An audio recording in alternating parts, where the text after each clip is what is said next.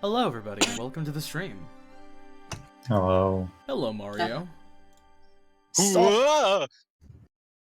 That was bad. Well, yeah, it's the I Noir mean, it was Jumpscare. promised right there. Mm-hmm. I can't let our viewers down.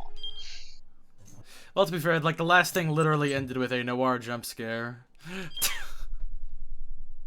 Actually, I think oh yeah, that's right. So yeah. Yeah, last time we played around. Yeah, so you Yeah, popped last in and time we ruined did Tama's Thomas. evening. Out of bumfuck nowhere. We still can't I'm do sure Osawa. we'll find out one day. We're blocked here. This is to be continued. This is also to be continued. So we just gotta do Minorikawa, I guess. The only thing I can do now is die. Wait, that's the other guy. Yeah, the taxi's tires squealed as the cab rounded a corner. The shift in momentum made Minorikawa topple over in the back seat.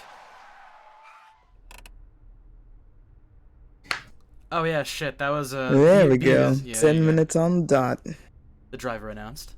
Minorikawa righted himself and looked out the window. Shibuya Station. I knew you could do it, Mr. Kimizuka. He told the driver how to get to Heaven Publishing. It shouldn't be more than 5 minutes further. Sir, if I may ask, just what are you in such a hurry over? Son of a bitch. I beg your pardon? Kimizuka bristled. Not you. The guy who's waiting on me. Minorikawa said. I'm gonna give that son of a bitch piece of my mind.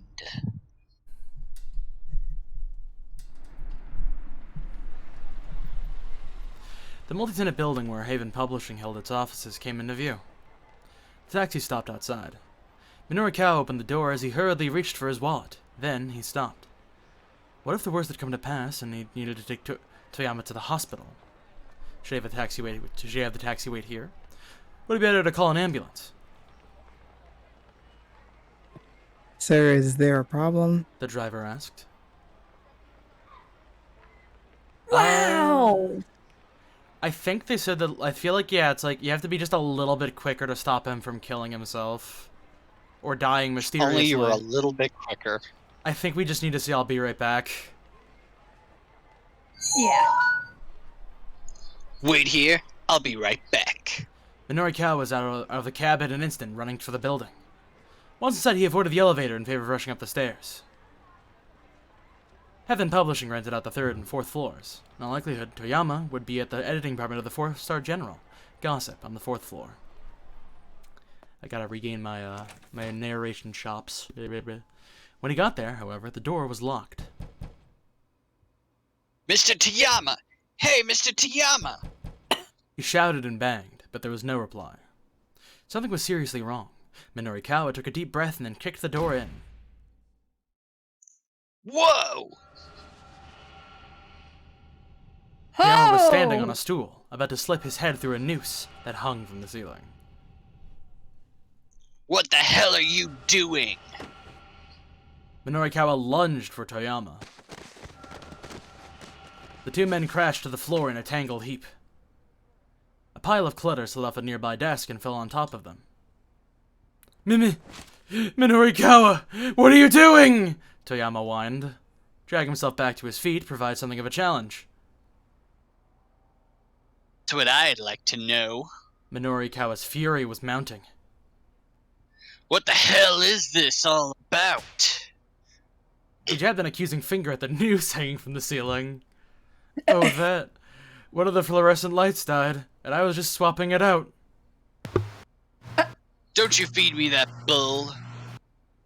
What was that phone call all about?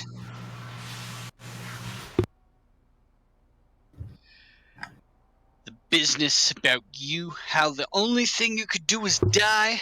Tell me. Just a joke. Toyama curled his lips into a faint semblance of a smile. Minorikawa wasn't buying it, but he didn't have the time to press the issue. A cute little voice entered the editing office. Who wants to be his child?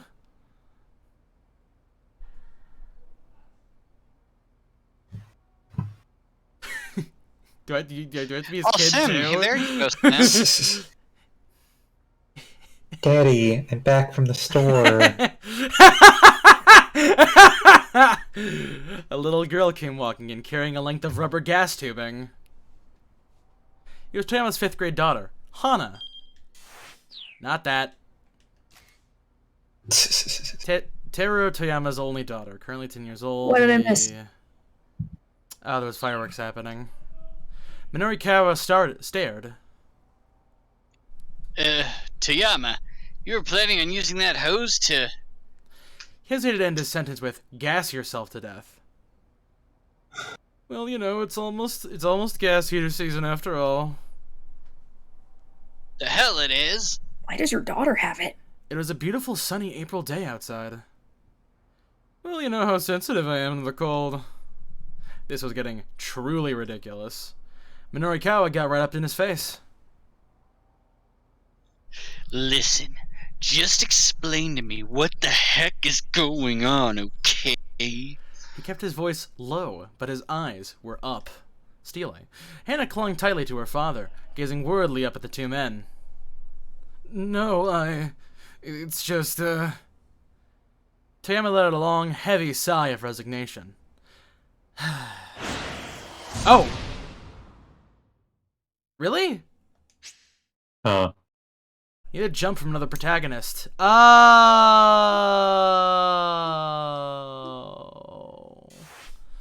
There was a jumping point at Tama's place. Yeah, here we are.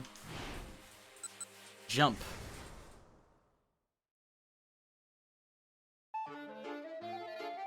Yeah, here we just gotta get back to the... Yeah. And now a conversation we've already read.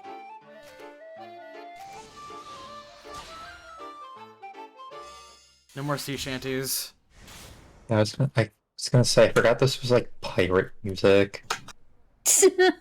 No, it's just, I let it along. Yeah, we already did this one.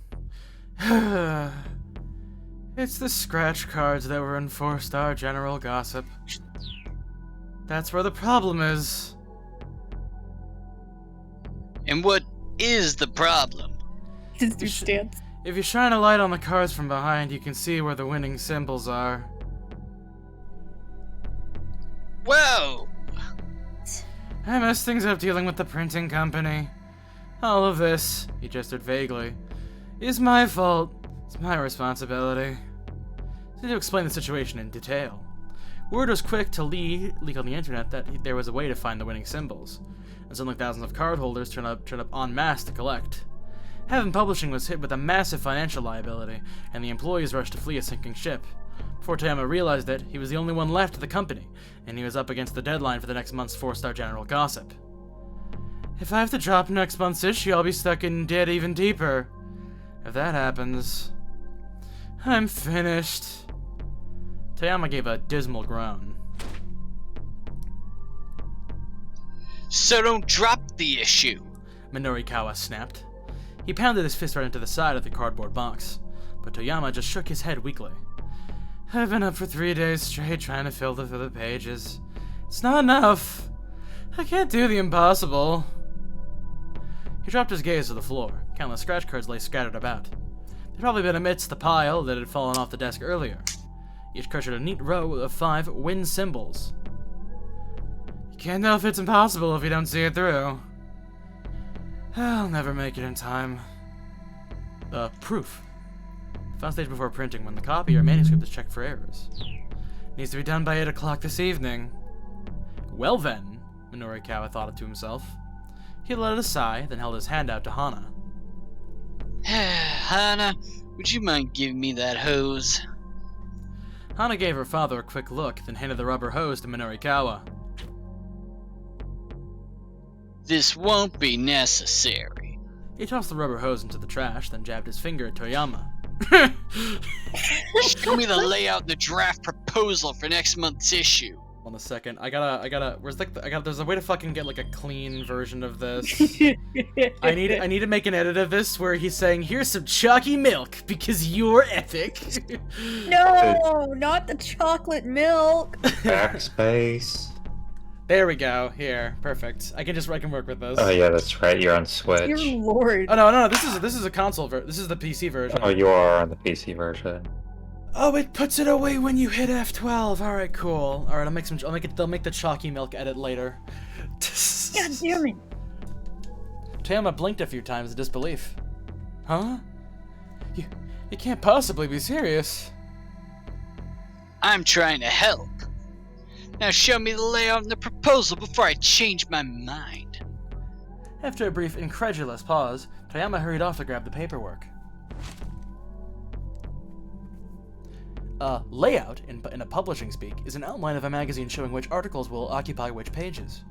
Minoru Kawa gave it a quick once-over, finding the 12 of the pages were still blank and untouched. He wanted to punch whatever writers had been assigned to those pages. See what I mean? Toyama said. It's hopeless. He sounded perversely proud of his failure. Getting enough material to fill 12 pages by 8 o'clock. Yeah, it was definitely a tall order, all right. Says who? Minoru Kawa replied. Remember who you're talking to here. You seriously think you can do it? You're joking, right? Minoru Kawa shot back. I seriously know I can do it. There's nothing in this world that I hate more than a bad joke. Why are you doing this for me? Toyama was getting misty-eyed. I'm not doing this for you, you spineless wimp. I'm doing this for poor little Hana. I like this guy's cut.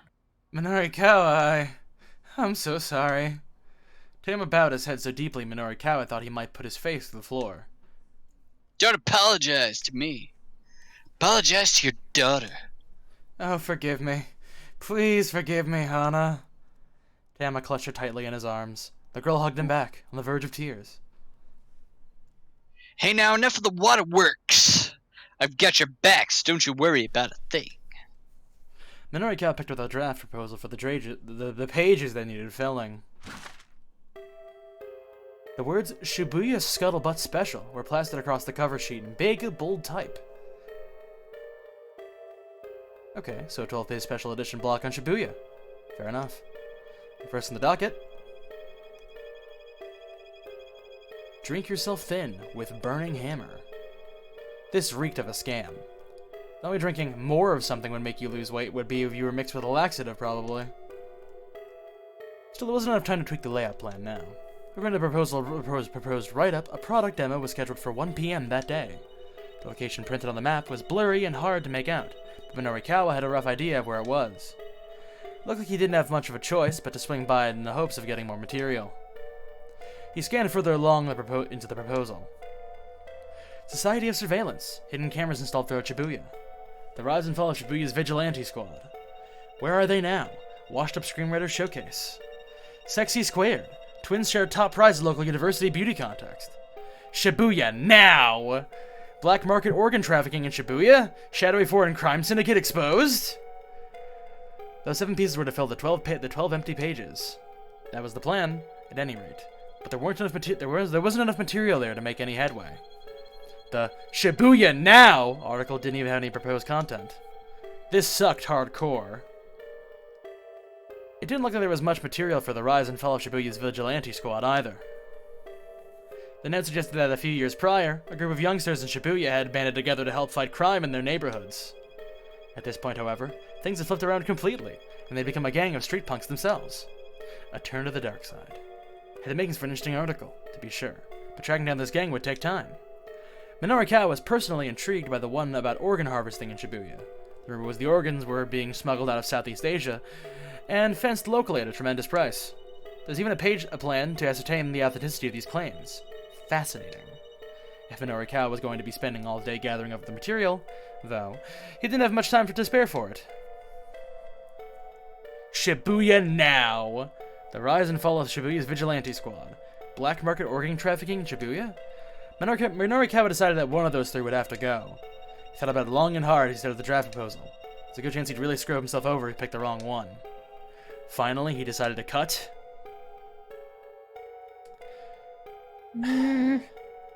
See now, why do I have like this sinking suspicion Well, so here's the thing. It's like Shibuya now could literally just be a current event happening in Shibuya, but it's vague enough where there's not actually anything proposed for it. We already know that there's a vigilante squad in Shibuya that became like that. I'm assuming that they're referring to Achi's gang. Yeah. But like, there's nothing to go off of with the organ trafficking ring.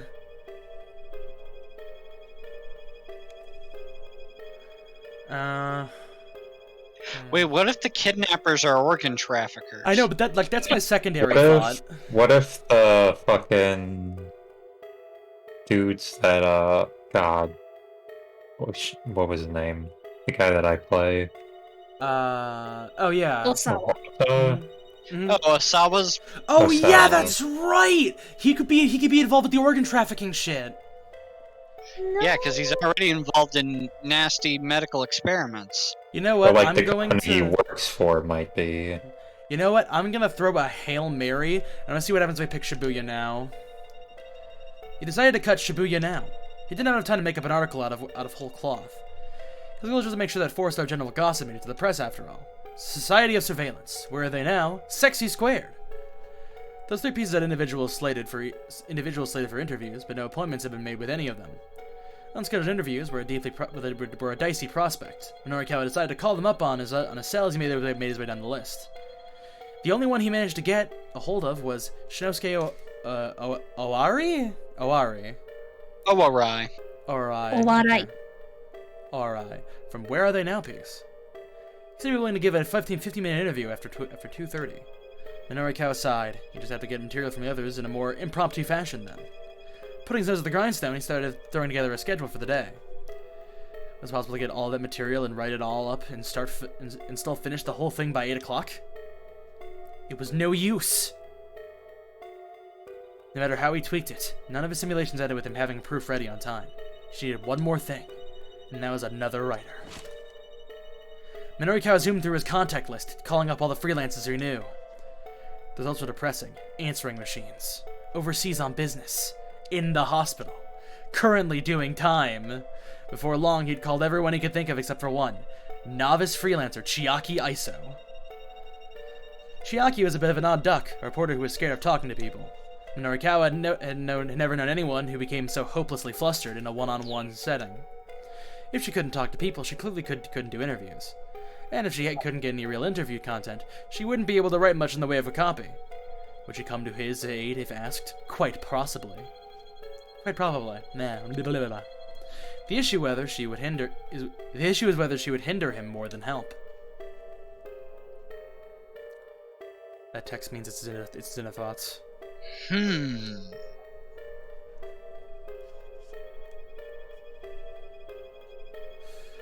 I don't think an email is gonna help in this situation. Let's just go ahead and do an immediate call for this definitely person as a character. There was no time for beggars to be choosers. And Norikawa decided to call up Chiaki. Mush mush. The phone rang several times before a sleepy voice finally answered.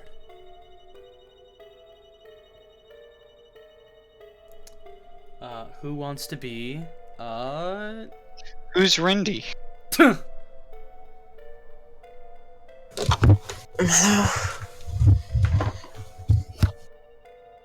Chiaki, hi. It's Minorikawa. Are you free today? Huh? What? She seemed thrown by the abrupt question. Did you just wake up? Huh? No, I mean... Well, yeah. Good morning. Her voice still sounded half asleep. So I'm guessing you don't have any work slated for today, as usual. Pretty much. No work, no money, no food. Nothing to do except sleep. If I'm not awake, I can't dwell on how hungry I am. It didn't sound well, almost like she literally didn't have anything to eat. Well, I've got work for you. I'm over at 4-Star General Gossip. Get over here ASAP. What? You really mean it? It seemed to finally wake her up.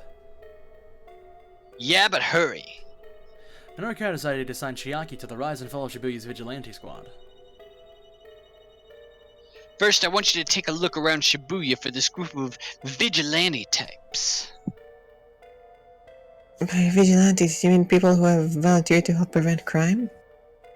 There's a note of relief in Chiaki's voice. Yeah, that's right. Except apparently now they've turned into a nasty street gang. Did you say street gang? Nuh-uh. No way, absolutely not. Minorikawa could almost see her shaking her head on the other end of the line. What if I get killed or sold into slavery overseas or something? He doubted there was much chance of the latter, or the former, for that matter, but still he understood her concern. Alright, I hear you. He said. Then how about you go hang around Shibuya Station and do some street interviews for me?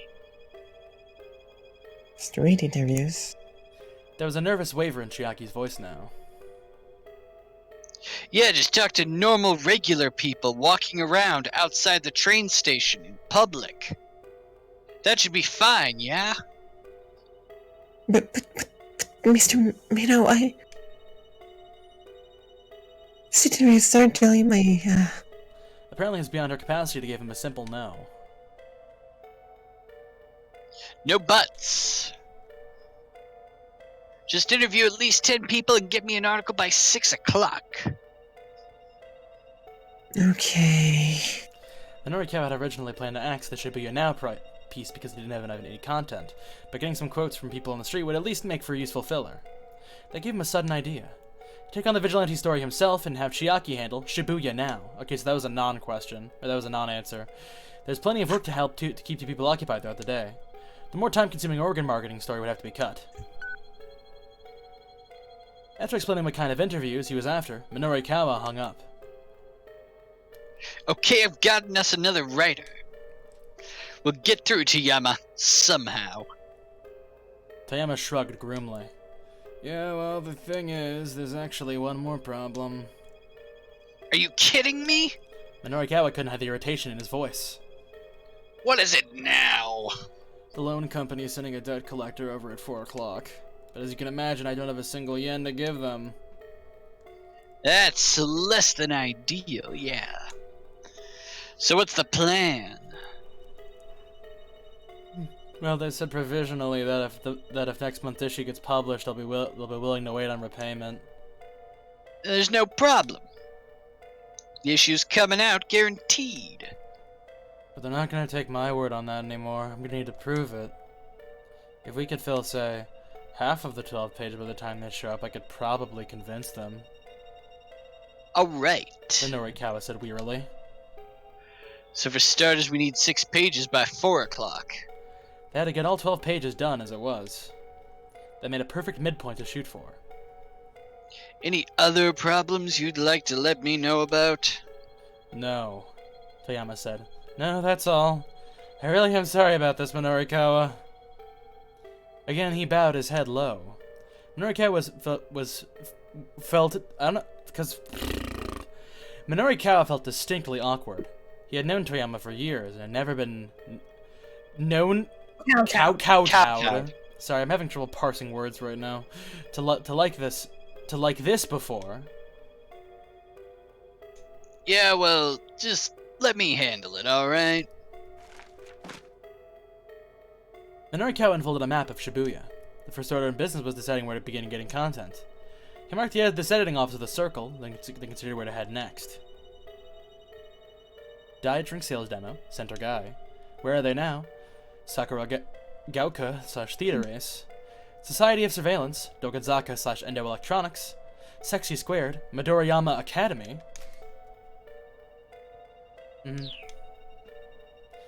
Shibuya Vigilantes, location TBD. The diet drink sales demo was at 1 o'clock. The interview was with Shinosuke Owari, for Where Are They Now, was slated for 2:30, so those times were set. The question was what to do in the interim.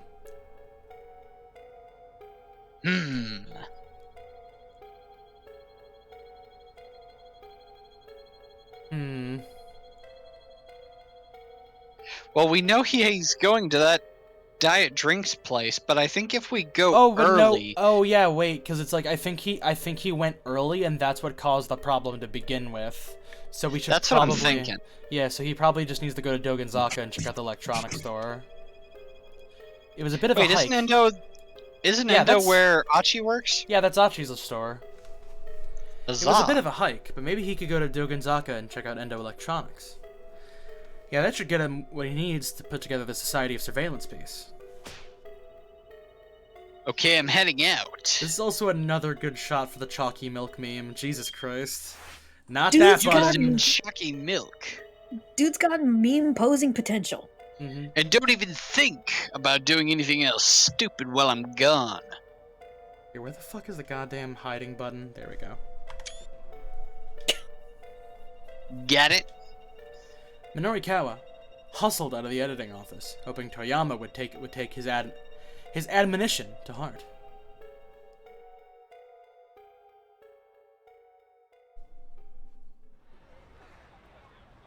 Exiting the building, he hopped into the taxi that was waiting outside. Thanks for waiting. Can you get me to Dogenzaka ASAP?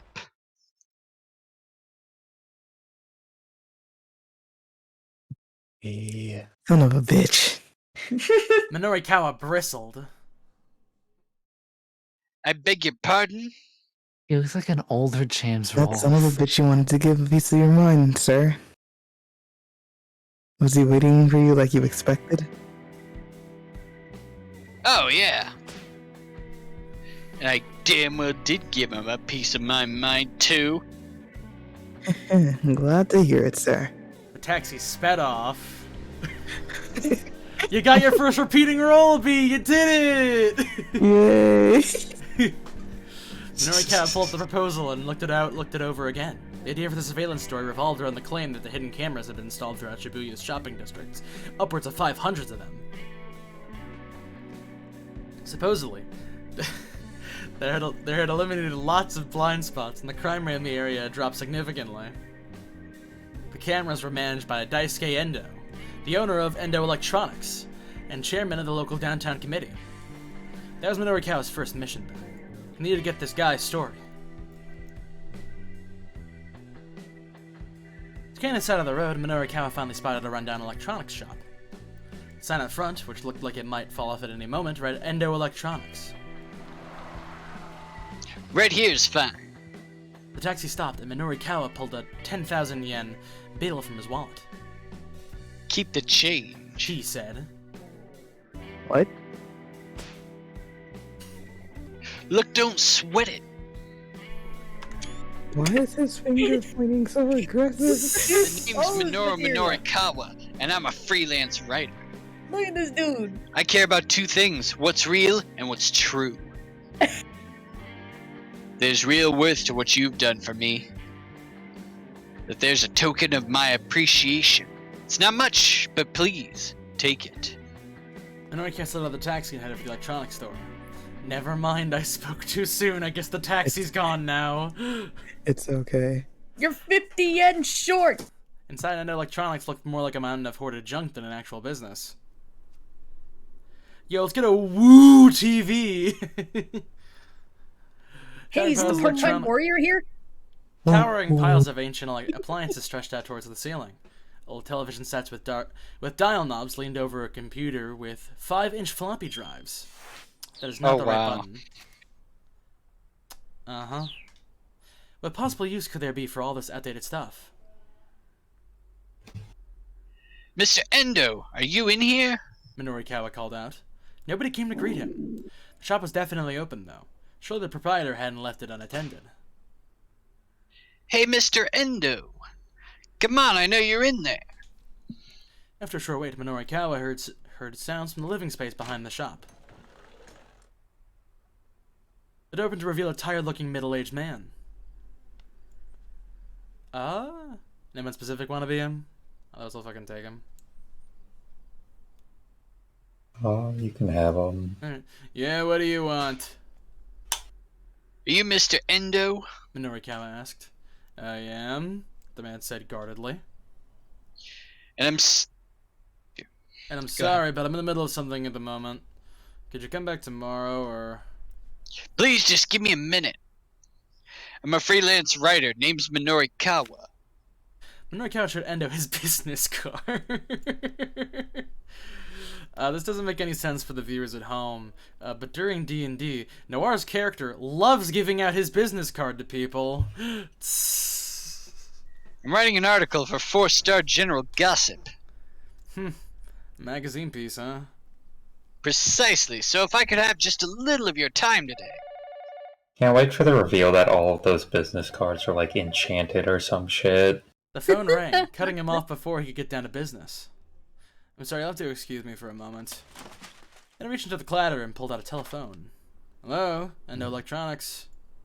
The proprietor listened for a moment, then raised an eyebrow. Yeah, that's a problem, alright. Alright, understood. I'll try and get a hold of the customer then. And set the receiver back down. What was that all about? Minoru Kawa asked. Oh. Yesterday I sold a dry ice machine, and the manufacturer just called to let me know the model is defective. Defective? Apparently once it starts making dry ice, it won't stop. You can tell the customer I have to recall the machine and refund their deposit. Please give me a moment. And they showed us through some sales slips, read a number from one, and made a phone call. Infinite dry ice. Nobody picked up on the other end, however. That's right, he said, grumbling to himself. He said they had some performance today. Performance? Minoru Kawa asked. I sold it to some guy from some theater troupe. They're called the Wandering Angels. Or, wait, Mondo? Yo! Junosuke, alright. Oh yeah, we gotta go talk to that guy anyway. Or something. The Wandering Angels? That's Shinosuke Owari's theater troupe. Minoru Kawa had an interview with him booked for 2:30. Anyhow, what can I do for you? Minoru Kawa hastily explained what he was after. Endo gave him a dubious look. As I said earlier, I'm a bit busy right now. Busy cleaning up, I hope. How did you get anything done in this mess? Why, you this rude to all your interview subjects? 5 minutes! Every pose this dude does is the perfect meme. This feels like Just a give me god. 5 minutes of your time, please. This feels like a god hand track. Yeah, but you gotta be joking. Go on, get the hell out of here. And headed for his back room in a huff. Fine, then I'll just have to write about what you've already told me. Namely, that Endo Electronics sells defective merchandise. Huh? What are you implying? Did you or did you not sell that theater troupe a defective piece of equipment? Look, I'm going to get in touch with them as soon as... I'm betting they're in a hurry preparing for their performance. I doubt you'll be getting through to them today. Endo bit his lip. Now that I have your attention, Minoru Kawa said. let's make a deal. What kind of deal? I'm meeting with a member of the Wandering Angels a little later today. I can let them know about the dry ice machine for you. In exchange, all you have to do is give me my interview. Endo scowled. And where's your proof that you'll be meeting with the Wandering Angels? I might take advantage of a guy when he's down. Minoru Kawa replied. But one thing I'm not is a liar. Shopkeeper took a few moments to think about it. Fine, he grumbled. 5 minutes, that's all you get. Minoru Kawa took his notepad out of his coat like he was drawing a gun. Then let's get right down to it, shall we? Go right ahead. So I hear that over 500 surveillance cameras have been installed throughout Shibuya's shopping districts. Yes, that's right. Why so many? He used to have a lot of delinquents in town. And it said that we're with marked distaste. Oh yeah. I remember there being some problem kids around. They were real punks. They vandalized my signs, made a mess in my storehouse. They were just awful. I see. Minoru scribbled it diligently in his notepad. Heck, my own son put together a sort of vigilante squad to help teach those punks a lesson. Wait. Vigilante squad? Whoa, hold up right there for a sec. Minoru jutted out his arm to interrupt. This guy's son was part of the vigilante squad? What a stroke of luck! Maybe he also provide some info for the article on the gangs of Shibuya.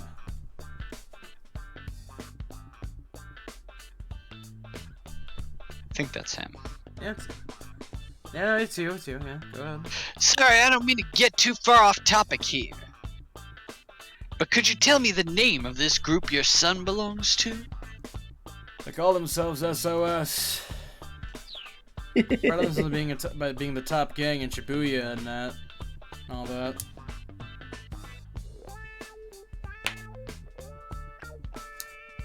The top gang? Did I really just hit the jackpot right here? Not to pat myself on the back, but go me. All I have to do is step outside and the story finds me. I think I might be a natural at this. As it happens, I'd also like to interview people from SOS. Would you be able to put me in touch with your son? Yeah, sure. Be sure that my son isn't in the gang anymore. Jump. Back to you, AC. Okay, I'm heard, right? Mm-hmm. Alright, ready to go. Tell me, look! There it was. A blue van had appeared nearby, parked in a spot that had been empty previously. Achi couldn't see who was inside.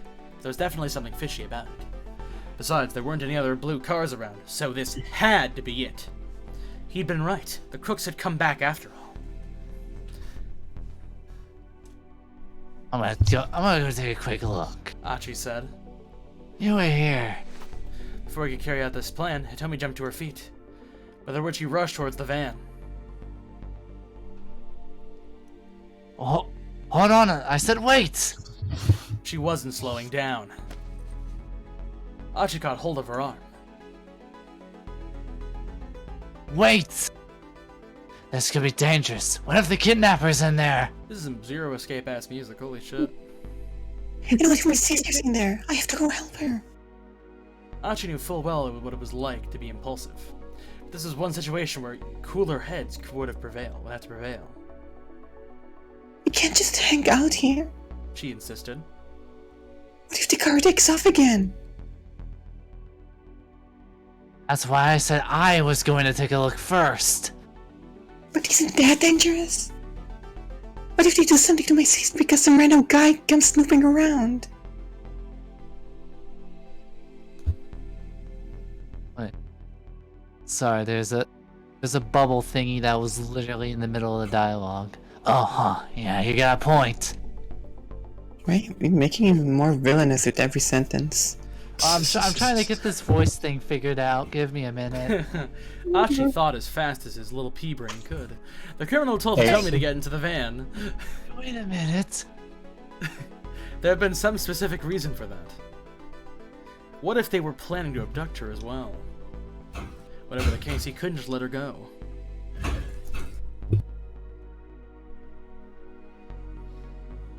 He had to make a snap decision.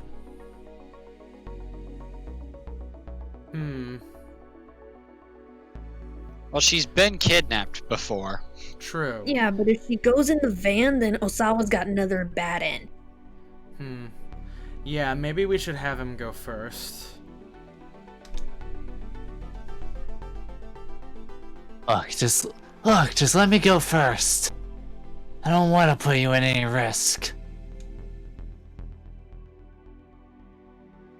Hitomi's determination wavered and at the look in Achi's eyes. Still him. Oh, please. He continued. We have no idea who or what we might run into. I think If I think they're gonna try and run off again, I'll give some signal. Then you can come along, and I doubt they'll be interested in leaving then. Hitomi gave a reluctant nod. If they made the background black, this could be like a DMC5 like character image. I was gonna say they're using Mr. Robot camera angles because they're like on the far left and right hand sides of the screen. Please. There you go. No, please, be careful. Oh, do. And tell me if my sister's in there. I will. You can count on it.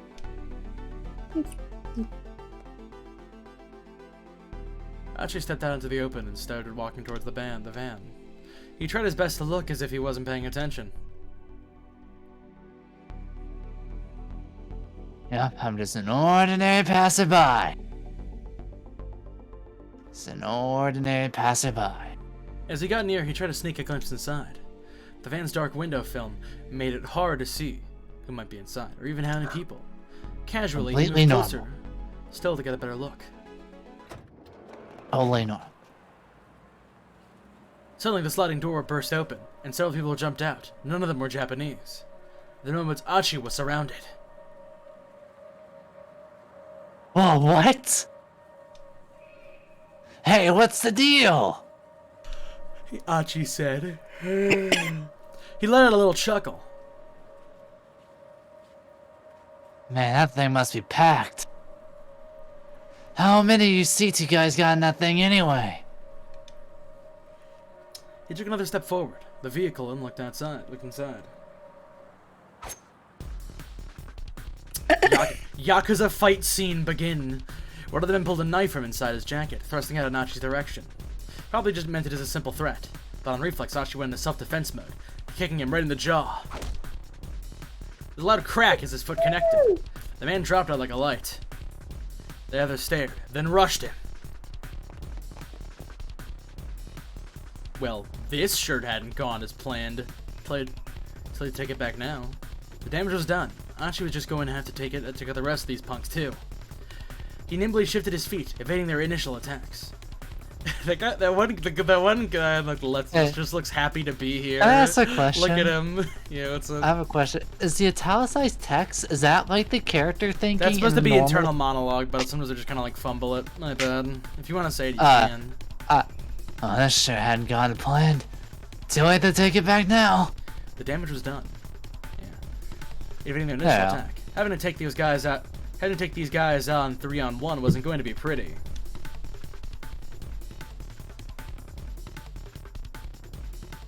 Hachi! He heard Hitomi cry out. Crap. He hadn't given any signal, but she had come out of hiding anyway. Naomi, stay back! How's he supposed to fight 3 guys off and then protect her at the same time? What could he do? What should he do? Remus, get off of my desk! Then was a number of passersby gathered in the fight. Maybe they'd heard Hitomi shouting. Hey, what's going on? Other random passersby. Oh my god, is that a knife? This ain't just some petty squabble. Someone call the police! Some of them began taking photos of their cell phones. Wow, Yakuza fights are actually pretty accurate.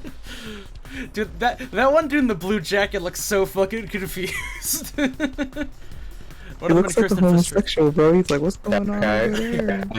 That guy's not an actor. He's just a passerby. Then signaling for his buddies to get back into the car. Achi couldn't stop them. The engine roared to life, and the van sped away. Knowing he'd never catch them on foot, Achi merely watched it go. Sorry about that. Tiny dog somehow jumped on my desk. He failed. This is his fault. All of it. Achi bit his lip. Hard.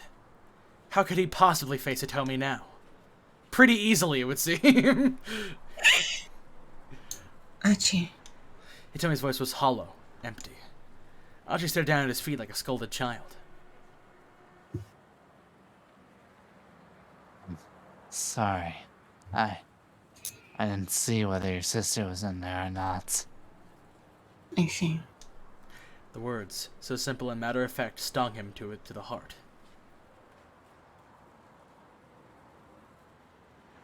I'm so sorry. But Hitomi had simply shook her head. The fact that she wasn't even chewing him out made him feel all the worse.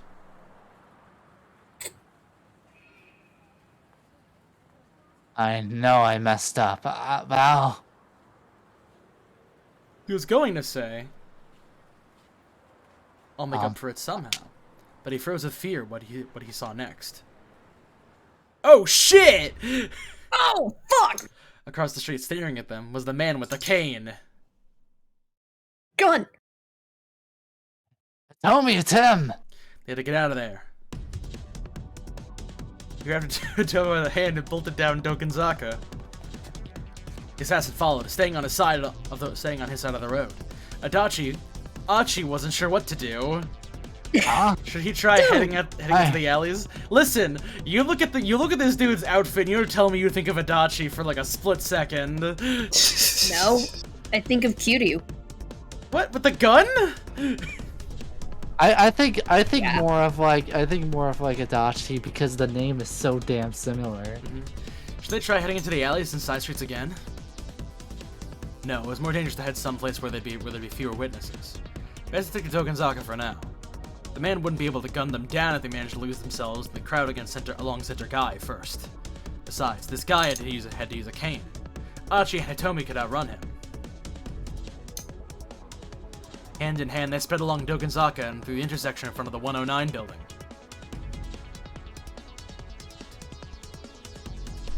Come on, Hitomi, just a little further. Okay. She was panting, but she pressed on. Achi risked a glance back over his shoulder.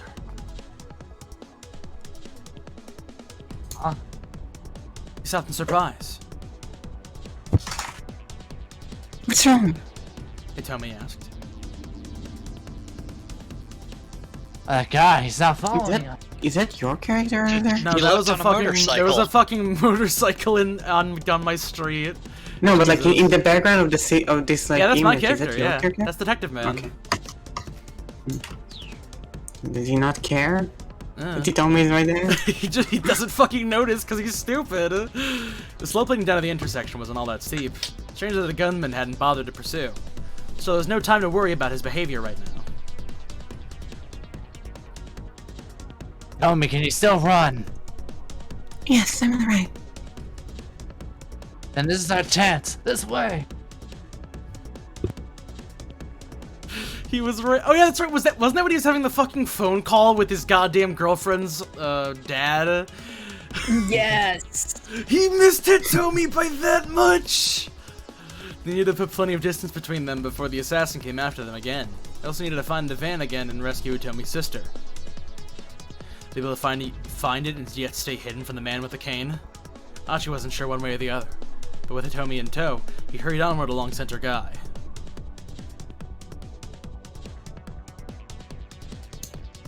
To be continued. Suzuku. Alright, so I believe our options are we can go back to Minorukawa. Yeah, literally the same time as the phone call. So we can go back to Minorukawa. We can actually do Osawa's now. Or we can go back to Tama because she's not gonna get fucking mysteriously destroyed by Minorukawa anymore. Which we do not know how exactly that happened. Sim hasn't had a lot of a chance to do his thing, so we'll go ahead and get back in there. I'm also really curious what the fuck is going on with the whole virus nonsense thing. Yes! I'm sure it'll be related somehow. Yeah, he got himself calm. He banished the nerves completely.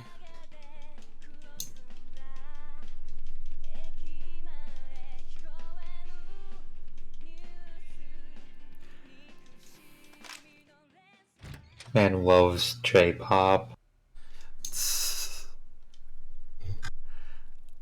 Wait a second. Oh, yeah, that's right. Oh, it's Japanese Columbo. Mm-hmm. I was a bit too soft-spoken and made for a detective, really. His treatment of the kidnapping case gave an impression of flighty detachment that made him seem rather undependable. Osawa. no. sees you, yeah. It's nothing important. Osawa drew his hand back from the phone. Have there been any developments, Detective? Kajiwara shook his head apologetically. I'm sorry to bother you, but when you're finished in here, would you be so kind as to come to the living room? Alright. Osawa said quietly. I'll only be a little bit longer. Kajiwara nodded and departed. He took a nice deep breath and then dialed up Makino.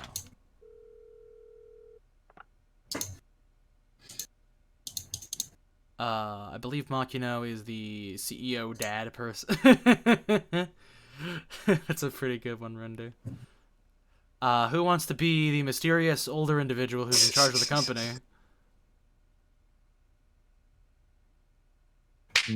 Oh, so it's Okanogi.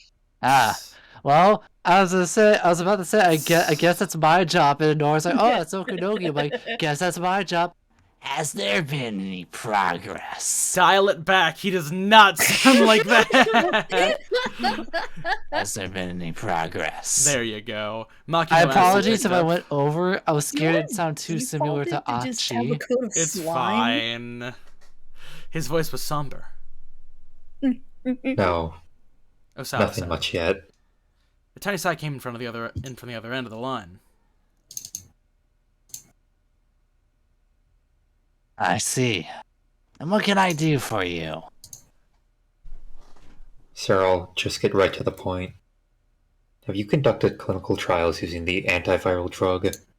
Makino didn't respond right away. What makes you think that? He asked at last. Osawa described the emails he'd received. Toby Hitchcock. When he finished, Makino let out his breath in surprise.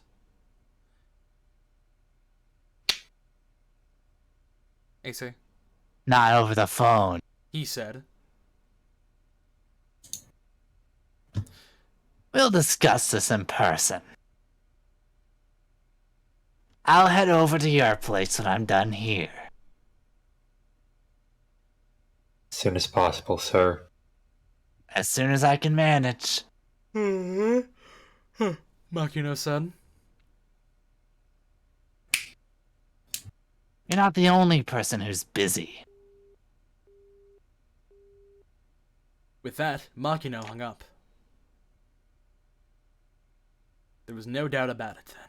There had been human testing. So I went to let Tanaka know he'd been meeting with Makino.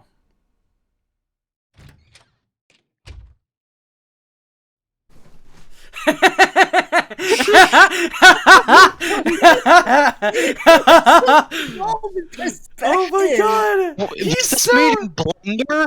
he's so fucking tiny! Holy shit! He's so tiny, tiny, tiny man. He can squish his head with their fingers. Squeak, squeak, squeak.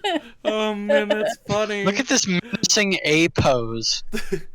This man's out here doing the Danganronpa stance. No, not quite. Almost. You know, from He where I'm looks like he sitting. has an idle animation that's been paused. Mm-hmm. No, Kajiwara from stood in where the I'm hallway. sitting. Look like he was From where I'm waiting sitting, there it for the looks whole like he's- time. Sorry, from where I'm sitting, it looks like he has the face of a Muppet. The whole time for Osawa to come out of the study. Are you hungry? He asked. Here, here's something that's good for when you're tired. Kajiwara then slipped a hand into his suit pocket. He pulled out a banana. A fruit belonging to the family Mucine genus Musa. Elvis Presley, the king of rock and roll, was a huge lover of bananas, and the peanut butter and banana sandwich is said to have been his favorite. If banana peel is Yuck. dropped under an even remotely comedic circumstance, there's a high chance someone will eventually slip on it. I'm fine. Thanks. Osawa said. Kajiwara seemed to lack a detective's sense of situational awareness. Just being around him got in Osawa's nerves. Well, sir, I need you to come with me, the detective said, if you don't mind. He took Osawa by the arm. Mysterious door. As Kajiwara hurried him toward the living room, Osawa could hear the other detectives talking to them on the other side of the door. other various detectives. He's working at a time like this? Seriously? Sheesh, I do not get rich people and their priorities. Yeah, I feel bad for his daughter. Her dad's a real piece of work. Nice. They were bad-mouthing him in his own house. Oh, I'm really sorry about all that, Kajiwara said, pausing in embarrassment. So I pushed past him and opened the door.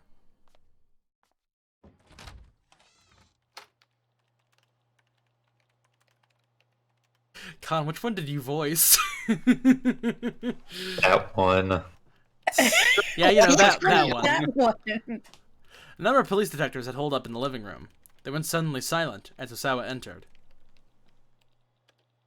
So tell me, He said would sarcastically.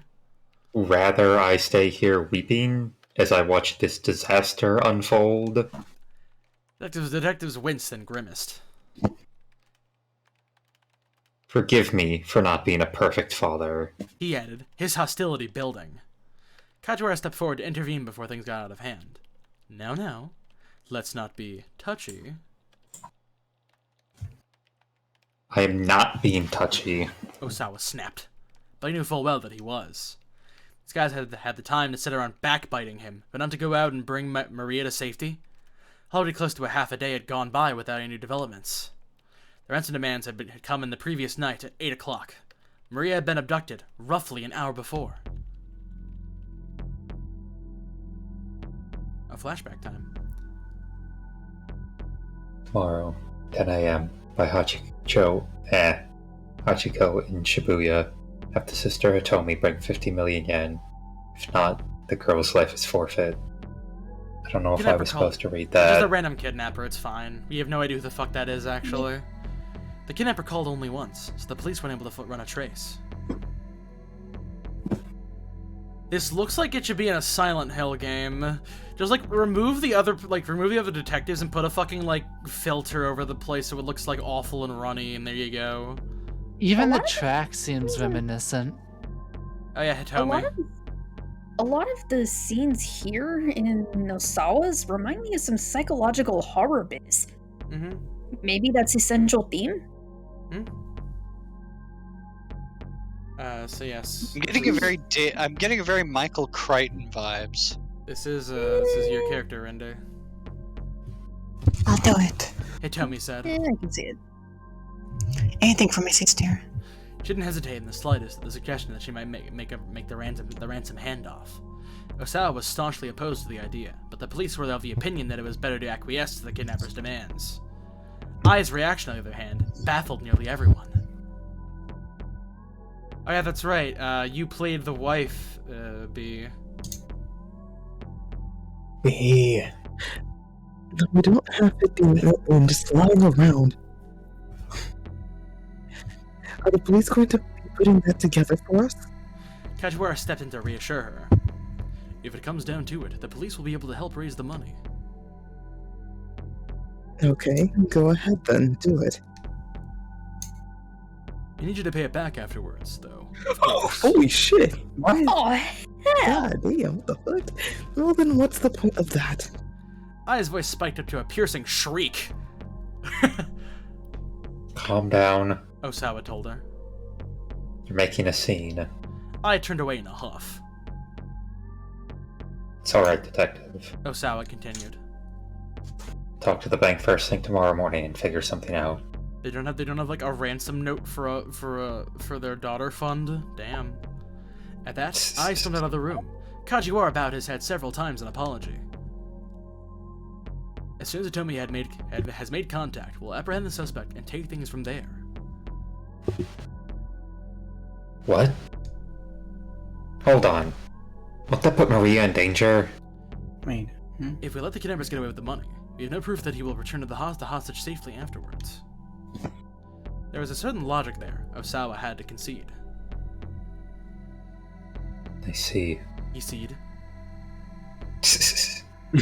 So you're saying that catching this guy will be easier for you if he keeps my daughter hostage? No, that's not what I was implying at all. Kajiwara wiped the sweat off his brow and bowed profusely. At least, I promise we'll get your daughter back safe and sound, Mr. Osawa. Obviously, there was nothing to be gained from further challenging the detectives. Alright then. I'll let the police do their job. Osawa bowed even lower than Kajiwara had.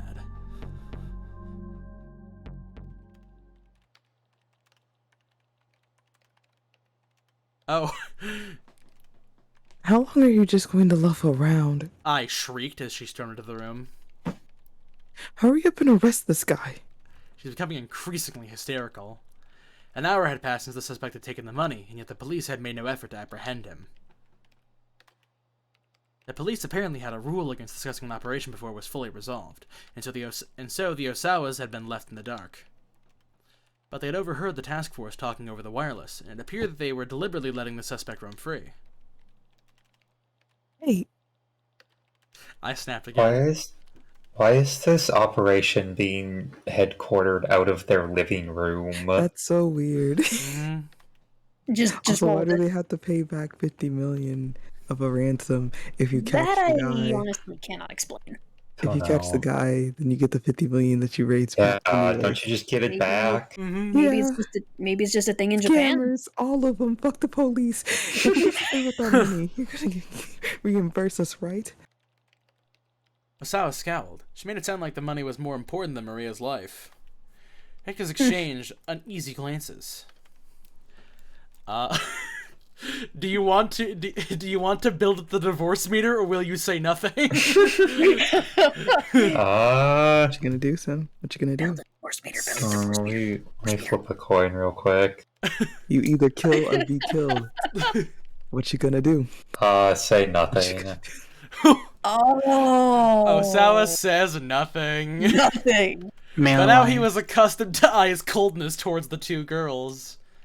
The twins were. Oh, that's why. Oh, you're the evil stepmother, baby. He already Yeah, built up the evil divorce stepmother meter.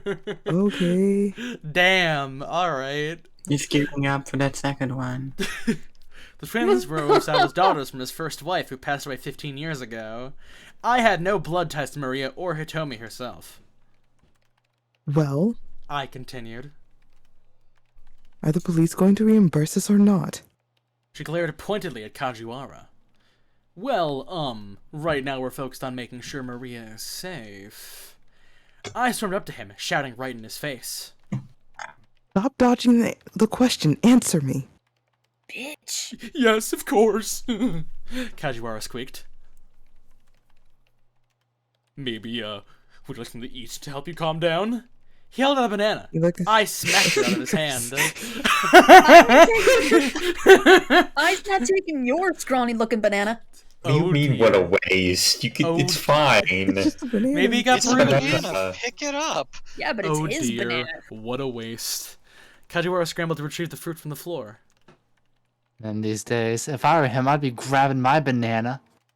Osawa went over to Tanaka and whispered into his ear. Going to meet with Mr. Makino. How do Makino. you say it? Makino. Takana nodded silently. Turning, Osawa saw Kajiwara looking in their direction. They made eye contact, but Osawa quickly looked away and strode out of the living room. Living room. Well, Kajiwara. Kajiwara followed after him. Excuse me, Mr. Osawa. Yes, what is it? One more question. The detectives Would you fussed, like the banana for the road? the detectives fussed sheepishly with their hair and forced a smile. Sir, I'd appreciate if you could remain in the living room as much as possible. Osawa was in no mood to stand on property. Propriety. Look, I've got a ton of work to do. He said, Are you here to tell me to play the role of the grieving father too? No, not at all. Personally, I have to think you're an admirable father, Mr. Osawa. Admirable. The word have a ring of sarcasm.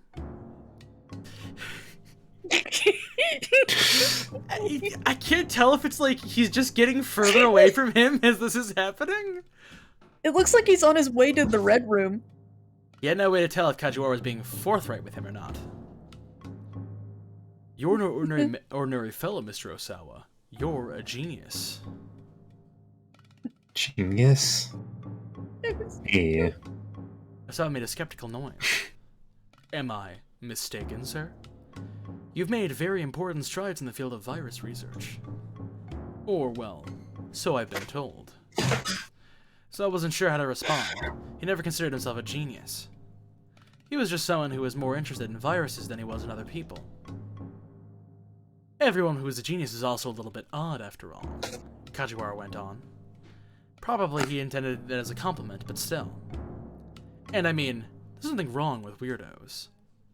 As long as they leave us ordinary folks alone, you know. What do you mean by that? Is this guy trying to praise me or insult me? Osawa let out a heavy sigh. Genius, weirdo, what did it even matter? As long as he'd be left to his work, he didn't care one whit how he looked in front of other people's eyes. Kajiwara wiped the sweat off his forehead with a handkerchief. By the way, what are you working on right now? He asked.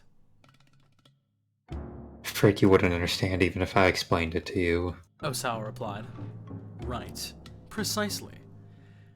Even if I gave it my full attention, it would still be beyond me. He peered with sudden intensity at Osawa's face. Gonfa! I'd appreciate if you didn't hide things from me, sir, he said. So gaped, at a loss for words. Oh, I'm sorry, Kajiwara added hurriedly. I hate that got me. Goodness, it makes it sound like I'm accusing you of hiding something, didn't it? The detective bowed his head repeatedly. I hope you'll forgive me. Again with the fucking banana. He held out the banana. That won't be necessary. Oh wait, no, the other way around. Me. Yeah. Oh my god, that won't be necessary.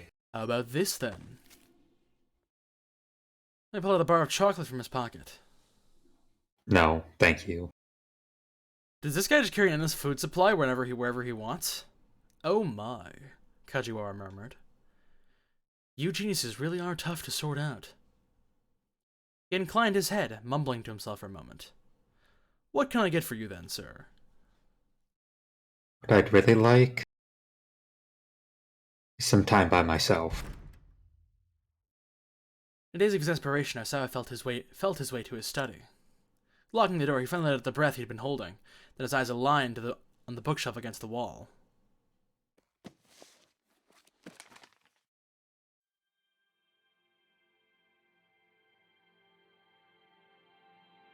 He pulled out a photo album and began to flip through it. There were pictures of his daughter's grade school enrollment ceremony. Their mother had already passed away from illness, so Osawa had taken the girls himself. He remembered that, after the ceremony, Hitomi had come down with a fever. Hitomi had been rather sickly as a girl, falling bedridden at the drop of a hat. Maria, by contrast, had been lively and energetic, quite the handful. Osawa had found it remarkable that their personalities could be so different despite them being twins. He flipped further into the album. Is that the same pose? There's a picture of the three of them at their grade school graduation. Or was looking away from the camera. So it felt like someone had stabbed a dagger in his heart. His daughters, or virology? Which truly concerned him more? Which did he truly love? It was ridiculous to try and compare the two. He knew the answer before he even asked himself. Even so, human emotions were complicated and sometimes made people act inconsistently. One of the consequences of that was this photo album. It's the fucking, the picture of Kamiya standing with his mom. That's great. This is the last photo he had of Maria. He searched and searched through the rest of the album, but she was nowhere else to be found.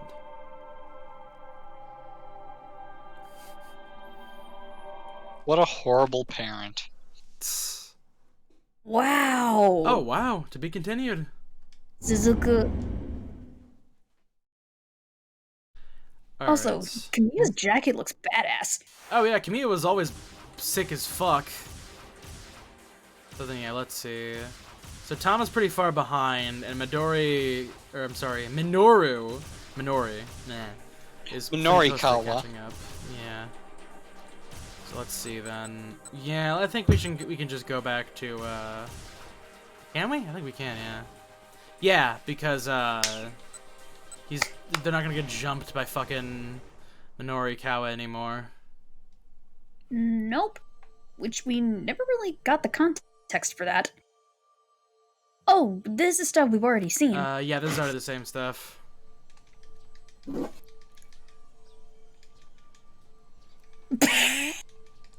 I'm sorry. Stop looking. That is Stop. Afro. Get Who's away, gonna my man. Who's gonna be fucking Yanagishi distance bonus in here right now?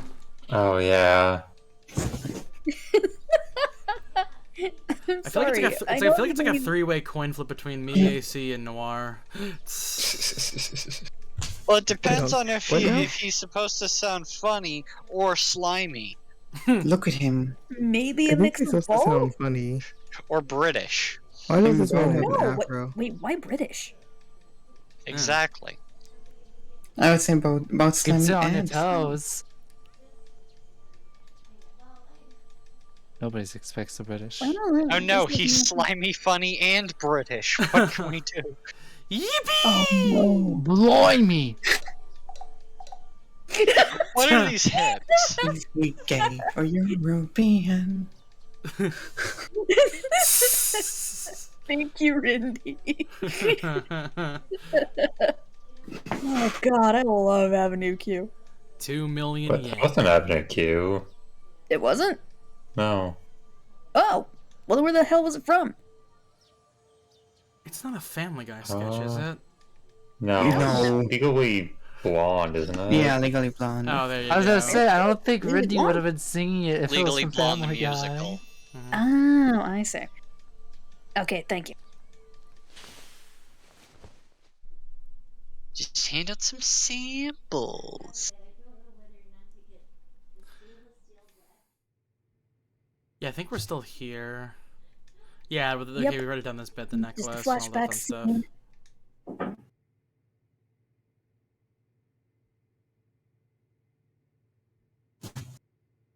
Is this? I think is this new? I think it is because it's slower. Okay. Once again, I ask myself, why am I in such a rush to get this necklace anyway? I honestly This don't is- know. This It's is a zero really escape cool. shot. Mm-hmm. I Wow. try my hardest to think of a reason, but all I get is a dull, aching throb at the back of my head. Don't think about it. You'll get a headache. Literally. Hey, that's It's my the line. same pain I felt earlier, as if I've gotten a good bonk on the head or something. As opposed to a bad one. Wait. What? That was the only Well, thing stopping yeah, us from getting okay. it to be continued. Alright then. Forbidden. Yeah. I Wow. guess you're Okay. gonna shove Minora Look Kawa then. who's come crawling back to Minorikawa.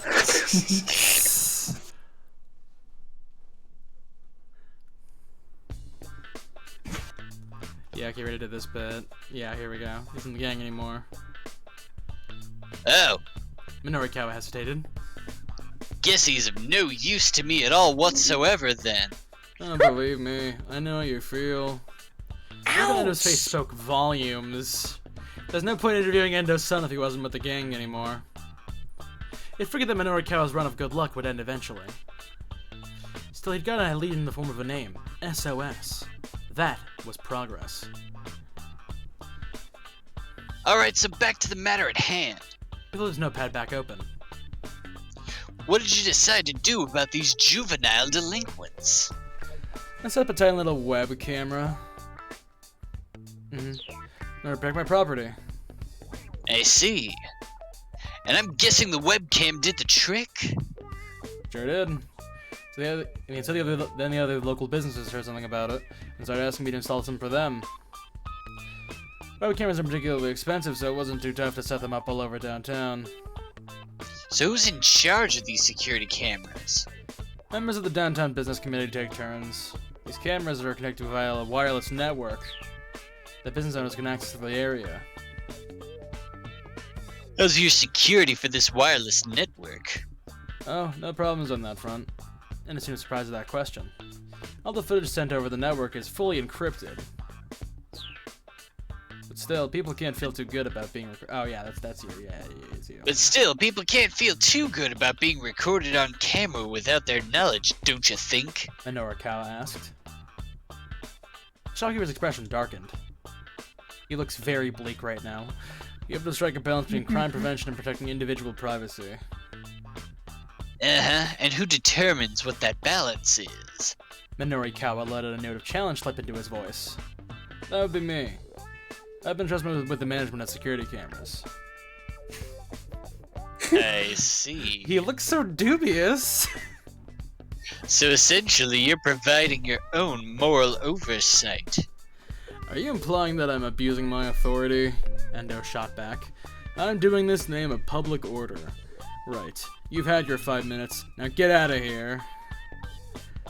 The shopkeeper stood up and headed into the back. I'll be sure to let the Wandering Angels know about the dry ice machine. Wait a minute, hold on a second. Wait, are these like individual episodes of the Wandering Angels? There's like an entire subplot going on with these. Holy shit. Endo didn't reply. It's the secret story. Minoru Kawa had gotten enough of a story to put an article together, so he decided to hurry to a coffee shop and get started on some copy. He was making his way down along Dokuzaka when his cell phone rang. The incoming call display showed Chiaki's name.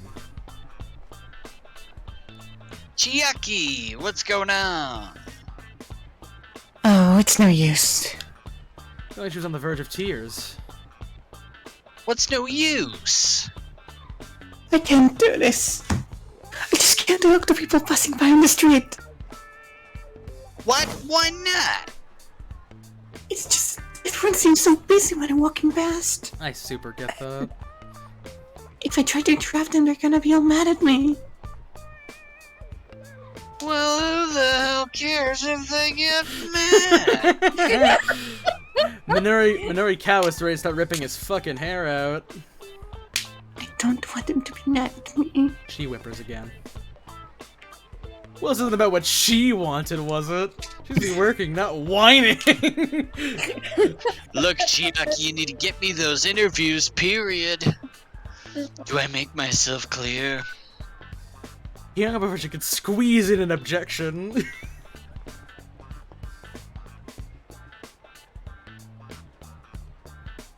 Damn it!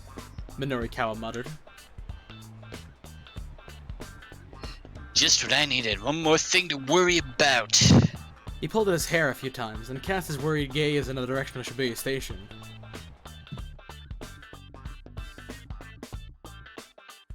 Wait, what? Well, Suzuka. I think there might have been a jump to... What, was there a jump to... We got like every Kano? single individual. Hachi? Oh! Wait, what? Oh, Oh! Secondary title sequence! it's not you like this chapter. So Chapter every break. hour is an episode. you're weirded. 430 Shibuya But I Scramble. want the same. What the fuck are those quotes? Eos and I are one and the same. I'll say, I wait, guess he's wait, talking did, about himself.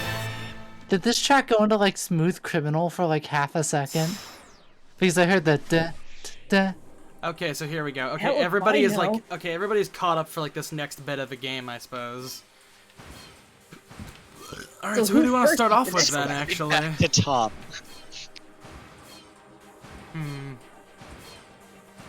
you know what? Here, if someone can figure out the fucking command. We can roll a d5. Oh, that's very... yeah.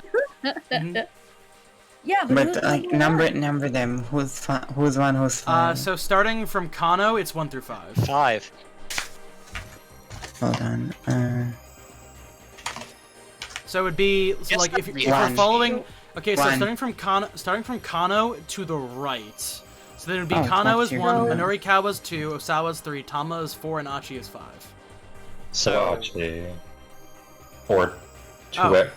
I Yeah. guess we're starting with Kano then. Oh, Rindy rolled it in D&D. Yeah, I didn't realize it was headshots, but this should count better. This is fine. The five should be fine. Oh well. Sweet. Kind of been watching Syndicate members hand off the attaché case for an hour and a half.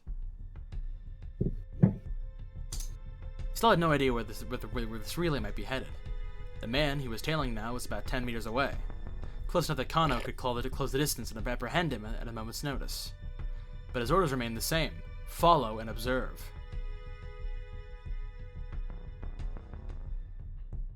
Much of the case was handed off once more, but now the shock of seeing it pass to yet another accomplice had worn off. I'm guessing this is AC's character? It's already been 90 minutes. Huh? Wait, which one? Yeah, it super is. It's already been 90 minutes, huh? It's Asayama. Before I said At some point, he crept up on Kano from behind. Before I said I'd give that guy again. You just did Kusabe. Hey! It don't seem like they're trying to get away at all. That's Kano walking. That's That's Kano Kano talking. Don't think they're trying to get away at all, Kano said. They're just walking. What could they be up to? Sasayama shrugged. Huh? What? Yeah, it's you. Yeah, it's weird. Kano recalled dictum number 89. Guess the mystery remains. I can't read that. The more irrelevant something seems, the more relevant it's bound to be. The floating briefcase of prophecy! That is untrue. It's the silver case. It's the silver case! We found It's it! not silver, it's black. Okay. It's a metaphor! The case mystery is is metaphorically black. silver. Can you go one day without a reference Yes! to silver case? I've gone so many days without referencing the silver case! What was you okay, I have a haven't. question. Down to zero. I was passed out and tired. Did you do it yesterday? He did. When did I do it yesterday? I'm hearing Your brain just filters it out whenever you do it. You do it on instinct. Shut up! Stop gaslighting me! Stop silver lighting me! Stop making up words. I'm not gonna get jazzlit. I'm not gonna get zazzlit. Lit with if you're what? Zazlit, if you're Zazlit, that implies the We same all know element that's of girl slug. bossing. You can only call it Zaz if it's just producing the Zaz area. About? If Who's Tateno's getting wisdom, lit? Where's alcohol? if I'm Tateno's getting lit. wisdom held true, the Syndicate must have some reason for what it was doing. Were they just trying to throw the investigators off their scent? No, that couldn't be it. They were wandering in circles, staying right in the same area. They were just running up the clock. The cock. But that's exactly what they're after. Buying time. Kind of with a sudden conviction that he was on the right track. They needed more time to make sure that they got their hands on the ransom payment. Wait, hold on. Could it be that... I think the second one's a lot more unlikely, so I'm gonna go with A. Possibly. Could it be the I real mean, case technically, those are kind of the same thing. Could it be that the real case already been switched out? Made a certain amount of sense. By handing the case off to one accomplice after another, they were leading the detectives to pay more attention to the individuals in the case itself. That could enable them to swap the case while the focus was elsewhere. Kano shared his hunch with Sasayama. Didn't mean to do that. Wait, is this me? You. Is it? Yeah. I see. I mean, it is a possibility. And I wonder if it's possible to carbon date these images based on the fucking billboards in the background. That's a thing. Probably. Yeah, I might be following the wrong case. There's a palpable tension in the air now. I know. Sasayama said. Guy reported into Kuze. On it! Kano's hand flashed to his wireless. But Kuze was dismissive. No, that's the case, I assure you. No offense, sir, but how can you be sure? Kuze sighed. Because that's my job. There's an ID tag in that case that allows us to keep tabs on it. There's no way these crooks could have whipped up a duplicate. ID tag? What ID tag? Wait, no, that's right. Kano had forgotten all about that detail when in the wake of his all-nighter. Alright. Hey, don't you alright me. Clearly you weren't hired for your brains. Focus on what you're good at. What was he hired for then? His looks? Kuze ended the call. Still, Kano couldn't shake his conviction that something was off. If I were your father-in-law, I'd be disappointed. The man with the attaché case made his way back to Shibuya Station.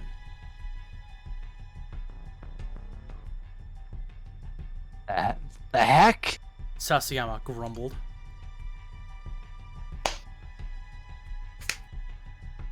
He's right back where he's back where we started. Kano felt his frustration growing. It honestly looked like the syndicate was just randomly lugging the case around town. Near Shibuya Station, a girl approached the suspect. She was Japanese and entirely unlike any of their criminal accomplices. Oh, it's Chiaki! She spoke to the man while showing him something on a notepad. He glanced at the pad, but he did not slow down. She looks cute. At the moment, She looks a lot like Chiaki, actually. Yeah. Like Danganronpa Chiaki. Danganronpa Chiaki, yeah, a little bit. She was sleepy too. Mm-hmm. But she just passed him a message. Well, that's sure fishy. Sasayama muttered. What, the girl? Asked Kano. Yeah, wanna go hit her up? Sasayama could only mean one thing: questioning her. I can think of something else you might have meant. I know, but she literally cannot be involved with this case in any meaningful way. What if she is? She's a character, like, But you it know, she seems. has. But think of how unrelevant it Yeah, seems. but she might be able to turn that into a big story. She can't be involved with this. She can't be involved with this, can she? Actually, wait, that's right. This could actually benefit a different character in something else. Yeah. You know what? Yeah, here, I'll run it back. Because this could actually be useful.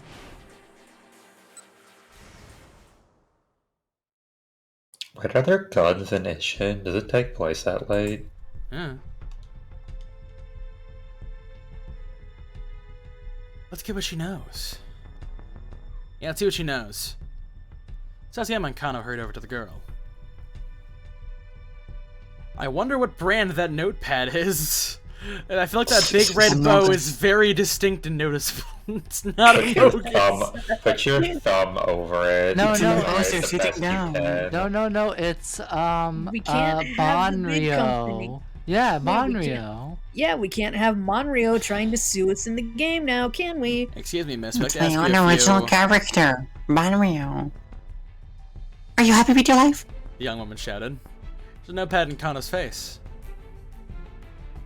Tell me this. Are you happy with your life right now? Huh? Looking at the notepad, Kano saw the same question written there in big bold letters. The girl's eyes widened in surprise. As if she hadn't expected the two men to actually stop and listen. Right now, sir. She continued more quietly. Are you happy? If so, if you could please take this survey about, your life. Are you happy with it? The more she spoke, the more flustered she became. Sasayama stepped in.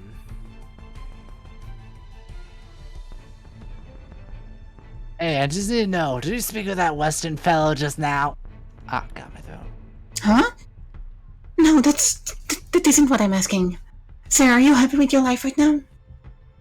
Are you happy with your life right now? Live Kano reaction. Kano got a sinking feeling in his stomach.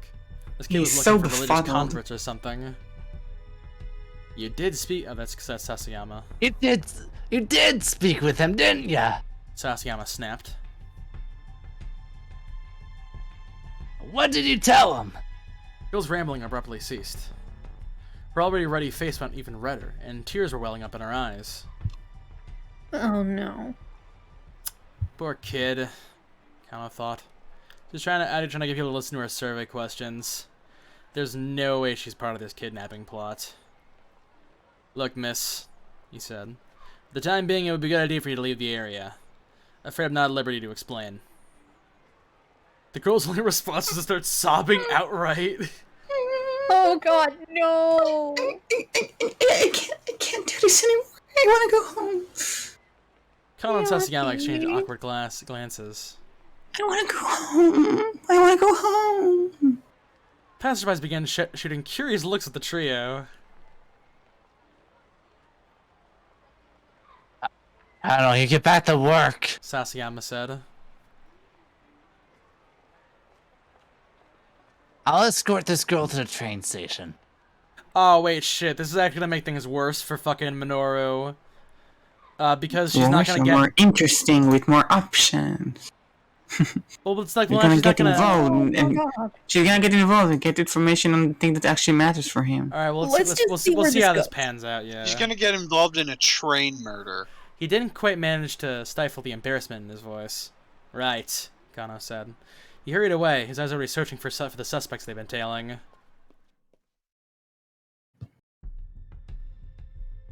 It didn't take long to find him. The man's black garb made him stand out in the crowd at an intersection. It occurred to Kano that all the criminals who handled his attaché case had been wearing the same black clothing. That fact made this whole situation even weirder. Could they be ignoring that they were being followed while they were all wearing the same eye-catching outfit? Like they were going out of their way to make sure the investigators spotted them. They still didn't provide any clues to what they were after, though. The longer Kano kept tailing these guys, the less it all made sense. Was it really such a good idea to keep this up? Someone's life was in danger and they were just letting the kidnappers carry out their plan, whatever it was. The very first page of the Dick Diary spelled things out loud and clear on that front. Make a girl cry? That's not gonna fly. Dickdom 1. Never lose sight of what you're supposed to protect. Ever. Right now, the single most important thing was ensuring the hostage's safety. This is a situation where Tenno would have to stick to his guns for sure. Kano thought back to that day 3 years ago.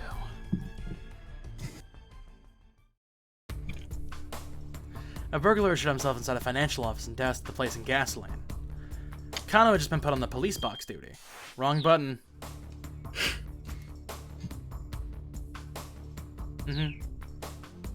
There was no to the scene because his box was just down the street from the standoff. Several officers had surrounded the building, keeping close tabs on the situation. The suspect was shouting nonsense to the entrance on the first floor. Things were getting heated. A crowd of alarmed onlookers started to form as well. Who wants to be the detective that I guess I admire?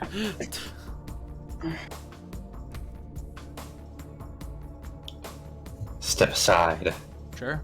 A voice said suddenly from amidst the throng. A middle-aged man in a rumpled business suit had approached Kano as he hovered nervously at the edge of the scene. I'm sorry, sir, Kano said. You have to stay back for your own safety. He attempted to usher the man back into the crowd. A no-nonsense look crossed the newcomer's face. He spoke in a low voice. I'm Detective... Tenno. Tenno. Shibuya Precinct. What's the situation? Oh, sir, I'm so sorry. Yes, of course. Kano stammered, then quickly explained. He hasn't taken anyone hostage, but there are still people on the upper floors of the building. Giving only a slight nod, Tenno marched straight up the building. Up to the building. The plastic container of gasoline the suspect had used was on the ground out front. Tenno picked it up and dumped the remaining contents over his head. Kano was at a loss for words. He couldn't believe what he was seeing. I've covered myself in gasoline too. Tenno called up from the entryway. Tension in the air ratcheted itself up several notches. Random man who's shouting and pouring gasoline? Actually, wait, is that him? That's the burglar. Okay. AC, you're slimy. You can be the burglar. If you want. Hey, what the hell do you think you're doing? Kano heard the burglar shouting from the inside. If you're gonna do it, do it. Tenno called out. We can die together. And he walked into the building. All Kano could do was watch things unfold through the plate glass windows. Tenno was talking to the burglar, but Kano couldn't make out the words. The crook was clutching a lighter, his hands trembling. His expression was like that of a frightened child. Tenno slowly approached him and took firm hold of his shaking hand. The onlookers erupted into cheers and applause. Tenno handed the now docile suspect over to the detectives, then wearily sat down against the planter in front. It was like something ripped straight out of a police drama. That was amazing! Kano breathed. You have to deal with guys like that as quickly as you can. Wait, Oh I wait, think that is probably you, yeah. you have to deal with guys like that as quickly as you can. Let a situation like this get even a little out of hand. You never know how things might go south on you. Teteno spoke quietly, almost as if he were talking to himself. As the police evacuated the rest of the building, Kano noticed that there were children and elderly people among them. If the perp had managed to set the fire, there was no way they would have escaped in time. But I mean, what if they actually set the place on fire? Someone's willing to risk their life. You're not going to convince them of anything unless you do the same. Kano still remembered the awe he'd felt at Teteno's matter-of-fact tone. Kano hadn't become a police officer out of any real sense of duty. He just thought it would make Rumi happy if he became a detective like her father. Besides, civil servants tended to stay afloat in times of recession. We've already had this discussion before already. I really thought too much about protecting the citizenry or keeping the peace. But now here he was in the presence of a detective who literally risked his life in the line of duty without a second thought. A police officer never loses sight of what he's supposed to protect. Ever. Getting back to his feet, Teteno tugged off his gasoline-drenched coat and walked away. Kano wrote the words in a notebook he'd just purchased. Thus, the Dick Diary was born.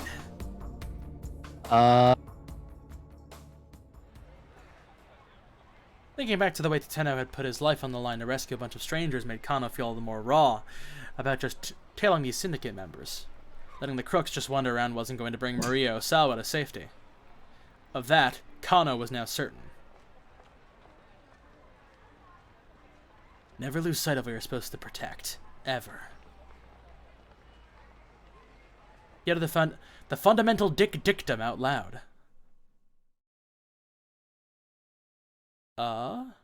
Random voice? Oh wait, is it Teteno? I guess just go ahead and listen. Well, you've lost sight of it completely. A voice said out of nowhere. What? Kano spun around. Yeah, it super is. Oh wait, oh fuck, it's the father! It's the Well, future you've lost sight of it completely. Scarier than the man with the gun. It was Shizuo. Rumi was with him. Well, I am in the middle of a police investigation. I am tailing a man with a briefcase full of money! You're trying to rescue a kidnapped girl. Sir? Kano stuttered. We're just really waiting at the cafe for... There was some lowlife there, so we left. Rumi's head looked plenty mean under ordinary circumstances. Right now he looked like a man possessed. Because Achu went to the cafe? Maybe? Oh, I beg your pardon. I'm still on duty at the moment. I'm going back home. Shizuo huffed. You're not marrying my daughter. He turned to walk away. No! Please! Just wait! I'm done waiting. Now I'm going home. Please don't do this! Just hear me out! I've heard all I need to hear from you. Rumi, we're leaving. Con, you were playing Rumi, we're leaving. Con? Dad, please. There we go. Goodbye. Bro looks flabbergasted. Seizing his daughter by the hand, Shizuo stormed off without another word, dragging her behind. Shinya! Oh wait, that's actually her. Shinya! She called out of over her shoulder. Rumi. She was gone. Rumi was gone. Kano desperately wanted to go after her, but he hesitated in agony of indecision. I can't turn my back on my responsibilities. I'm a detective. My work has to be my first priority. Going after Rumi isn't what a good detective would do. Oh, Detective Teteno, what should I do? Teteno, Still, the dictum echoed in his mind. Never lose sight of what you're supposed to protect. Ever. Never lose sight of what you're supposed to protect. Never lose sight of what you're supposed to protect. Never.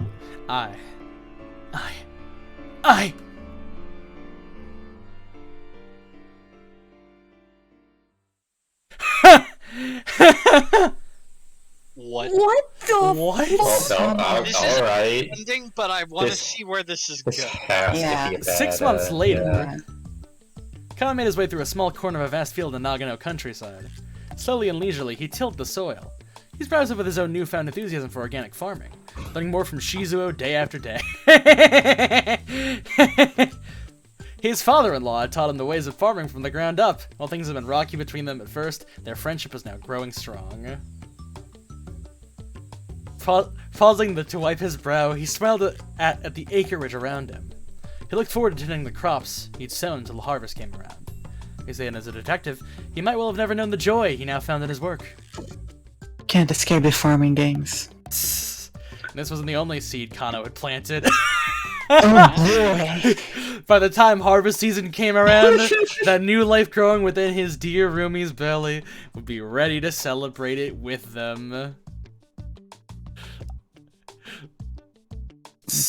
But that wasn't the I only seed. That wasn't the only Remember, everybody, seed. monogamy is a bad ending. Came unprotected inside his wife when they Kana fought. went after Rumi and Shizuo, proving his devotion and earning her hand in marriage. Now he's a farmer in Nagano, and crime in Tokyo is someone else's problem.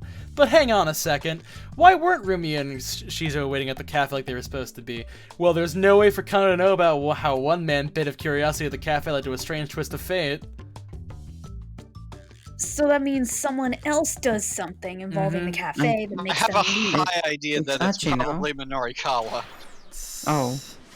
Honestly, I probably. mean, Achi was also at the cafe, but I guess it was a while ago. True. He's been doing the most running around town. Who do we want to... You know what, here, we haven't really given Tom much of a shot today. We'll go back to her. In 1 hour, the Burning Hammer sales demo will begin. This is gonna be the most stressful hour of her life. Oh my god! Thanks for that It's shot, potato producer son, director son. Get it? The joke is that she's fat and ugly. Are you laughing now? Jesus fucking Christ. Cheery is laying on the assorted snacks that we've had on hand. Remember, Tom was the one narrating. Oh yeah, that's right, shit. Hey Tom, are you hungry? Why, yes. Yes, I am. I mean, that should be pretty obvious at this point. Oh, for the record, I should say before that my previous statement was a joke, and I do not find that woman in any way unattractive. At any rate, let's go to make this a little bit quieter. All I've had since putting on this stupid mascot costume is some Burning Hammer and a bunch of iced tea.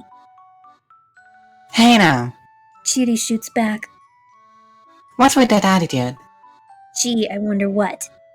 Chiri, you do remember that you ate my lunch, right? The secret said it was best before noon. You just made that up! Yeah. Chiri twirls merrily and chugs some more iced tea. Apparently, Bones' personal preference was having Noir do Mr. Yanagishita, so if you want to, go ahead. Okay, folks. Mr. Yanagishita calls out over his He definitely room. gay. Hey! Thanks for saying Lunch that. break's over. Gonna admit that. Back to work. I don't feel like I've had much of a break. If anything, I'm even more mentally exhausted than I was before. There's a box full of Anagachi toys in the storeroom on the 3rd floor. Mind bringing those down? Anagochi? I ask. What's that? The name makes it sound like some sort of product knockoff. Mr. Yamagishita's face widens in surprise. You've never heard of them?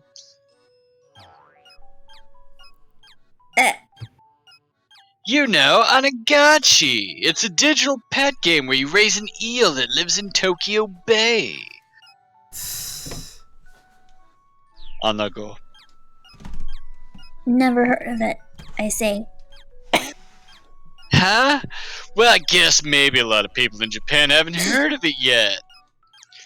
But it's all the rage right now with youngsters over in NYC. NYC? Oh, you must mean New York City. Everybody said with a very heavy accent. NYC. It's popular in New York? Really? Anyway, I did some quick checking and that's what I learned. So last month I bought a whole bunch of them. And once again, you were swindled. Yep. Ouch. Oh, sorry, that was your line, Randy. I'm very sorry. And once again, you were swindled. Yep. Ouch. Chidi, dropping the hard truth. Oh my god. Mr. Yanagishita lets out a pathetic whimper. No. No. Just like that, his confidence evaporates. He starts muttering to himself. I thought it sounded a little fishy, really. I mean, think about it. Why would kids in New York be interested in raising eels from Tokyo Bay? He muses. And what appeal would an eel character even have anyway? None, that's what. I should have known that. I did know it. Then why'd you buy them? This farce is getting tiresome. Anyway, Yanagishita continues. it was gonna cost way too much to keep them in storage, so I was just gonna let the recycling guy take them. He hangs his head in shame. It's a matter of moments. He's borderline catatonic. Chidi, on the other hand, flashes a big, bright grin.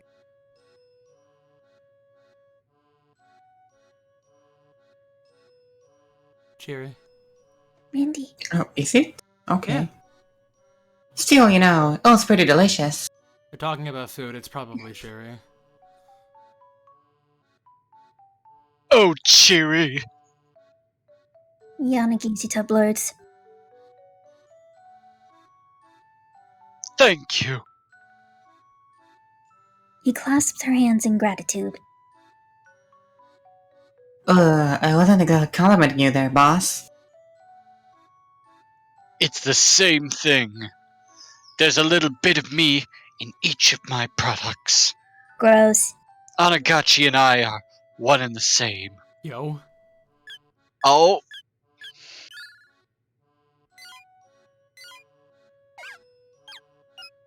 You gotta get the sharp chef's knife.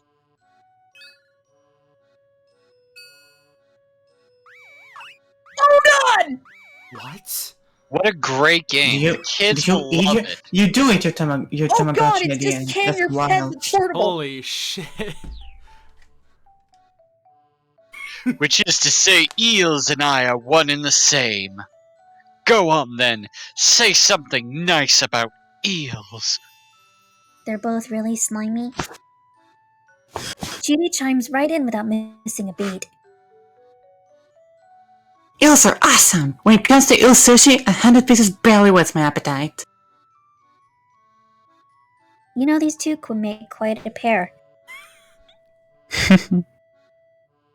That really means a lot to me, Cherry. Thank you. Thank you.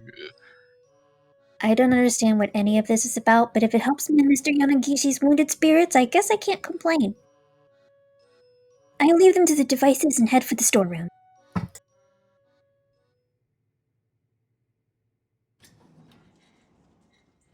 Oh my god. It's actually top tier That's a fucking good framing. Terrifying. The way the shadow is like an angry eyebrow is That perfect. is a good shot. Enter the survival horror. Yeah, everyone else has their one shots of being in the walls. This is me in the walls. Your wall's cramped. It's like when storeroom door fucking opens- SpongeBob is phasing through like a metal wall, and you just see this the imprint of this gradually get more visible. Yeah, I'm like that. The storeroom door opens with a rough grating sound. Okay, now where's the light switch? I fumble around in the dark, feeling for the switch box. My costume paws mute the sensations in my hands enough that even finding that is difficult. I bat at the wall willy-nilly until eventually the lights come on. Apparently I found the switch, even if I didn't feel it. Whoa. What the heck is this? The storeroom is practically overflowing with shoddy goods. A painting that looks like a child's scribblings. That could just be like regular modern art, I'm just saying. An oddly shaped hat bearing the words "Grow 2 inches guaranteed." A cheap-looking pendant with a tag that says it's set with a miracle stone. Your beads. Huh. It's like this is the knockoff boneyard where cheap products go to die. And he bought all of them. They break away from their pathetic herd knowing their time has come and end up in this graveyard of a storeroom. Let's see. Anagoti. I quickly spy the cardboard box I'm looking for. Then I catch sight of a dark silhouette out of the corner of my eye. I yelp. Oh. Yeah. I was gonna say, is it Erica? But it's not. It's one of them. Black, flat, quick, long antennae, often Oh, spotted boy. kids, sometimes, somehow, Wendy's like went up in restaurant favorite. food. Ew. The size, the speed, the dark shape. It couldn't be anything else. Here is beckoning me from the shadow of the Onagachi box, the faint light catching the luster of its carapace. It looks ready to leap out at me at any moment. I need to act fast. Challenge it to single combat or make a run for it. I'll let you do the honors here, Orin. I think this is probably the wrong option, but I think it's very funny. Do you want to see it? Mm-hmm. I challenge you to single combat. There's a loft. It's gunning for me, all right. Bracing myself, I step forward to confront it, which paradoxically helps calm my nerves. I mean, she's got armor on. I get the sneaking suspicion that this isn't the first time What if we I've get done inside? one of these things. It's like I've trained myself to protect someone who's even more scared of them than I am. Gee, I wonder who. As I mull over the thing hovering in the air, presses its attack against me. Now's my chance. Snatch up a nearby piece of cardboard and swat at the creature hard. Kanya! It's a flying one. Ugh. Sails out the window in a graceful arc, then flitters away into the world beyond. I'm pretty sure, aren't they all flying ones? I believe they can Cockroaches also no. fly. At least we parted on my Cockroaches fly now? I didn't have to They splash fly it now. or blast it with pesticide. They fly now. Hefting the box labeled Anagochi, I scurry away from the graveyard of schlock merchandise.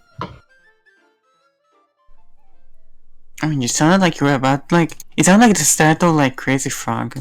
Whew, I made it! Bing, bing. When we get back to the break room, Mr. Yanagishi What's is going still on? clutching Chidi's hands.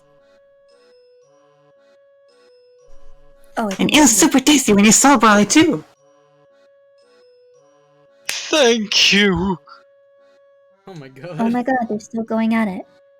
But the bird side's probably the best.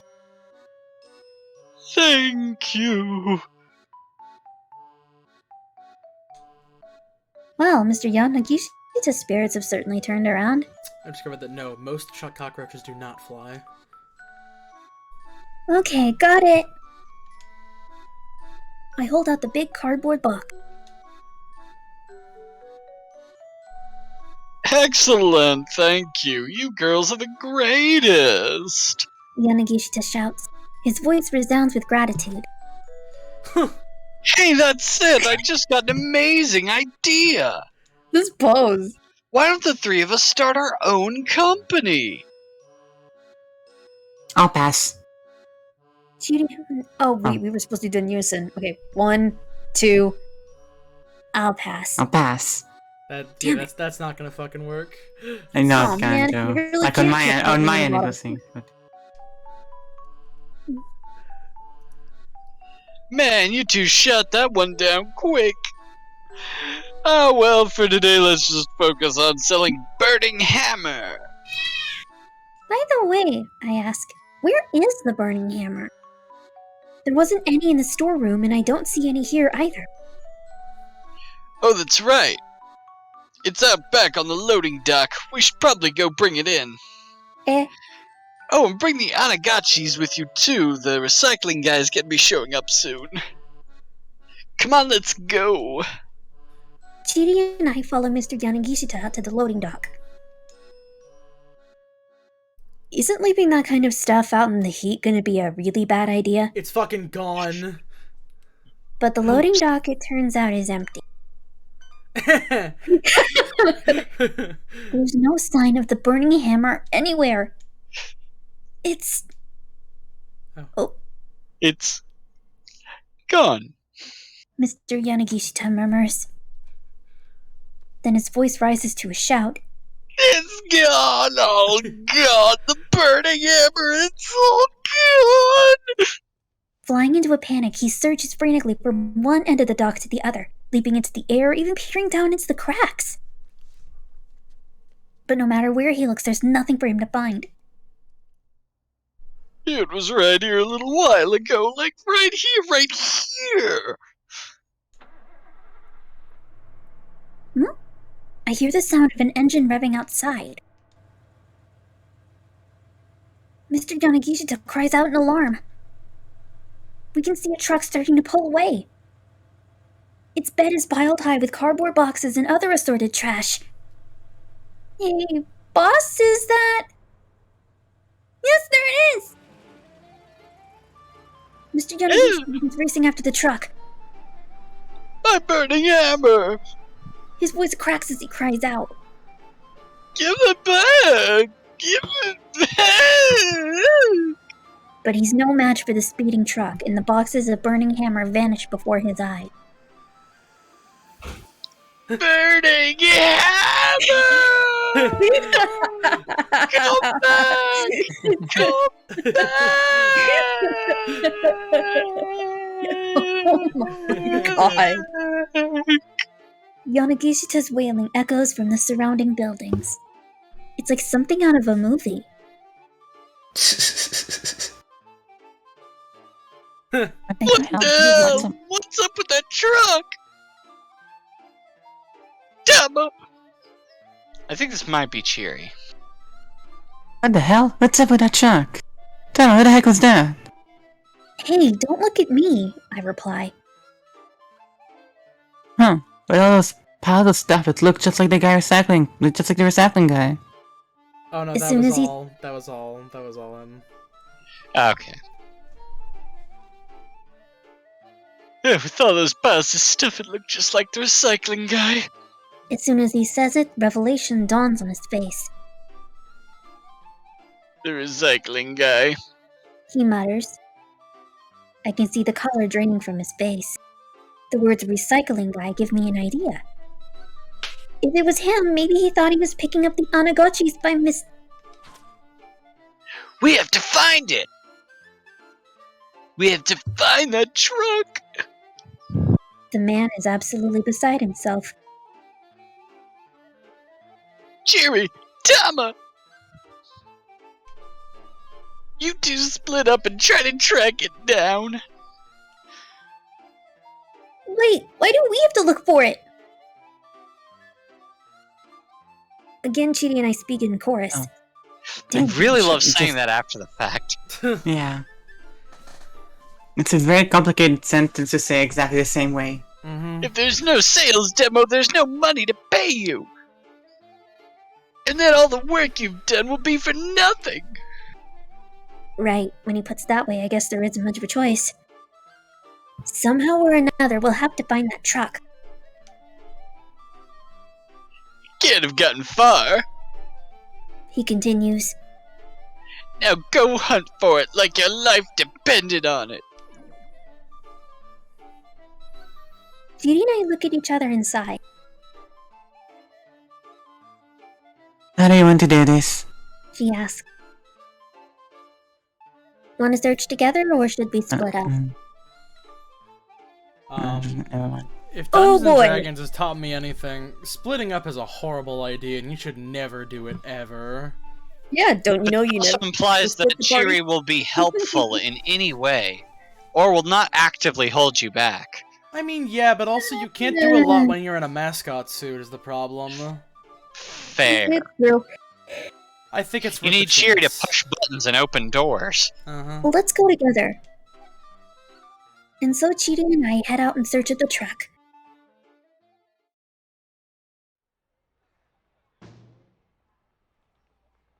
As we make our way down Center Guy, peering in all directions, I accidentally bump right into a man who's out with his daughter. Oh, hey, it's that one dude Oh, hey, yeah, it is that dude. and his daughter. That's you. Cool. Pardon me. I hop back to my feet and go to bow to the man in apology. Ow. He bows at the same time we manage to bunk our heads together. Is that hard? Like, wouldn't that be soft? Sorry. Oh, no. As her dad drops to his knees, clutching his head, the girl begins to wander off. Hannah, wait! Hana. The man lurches to his feet and rushes after the girl. I know it's Hana, my mistake. She seems like an odd kid, only 10 or so, but strangely cold and distant for her age. Or she's horribly embarrassed. I don't blame her. Hmm. As we make our way back down the road, Judy's eyes light upon a cafe. I am super hungry. She mutters. Not now, we have to find that truck. Yeah, I know. I stride purposefully along, and though Judy flashes the eatery a long lingering look, she falls into step behind me.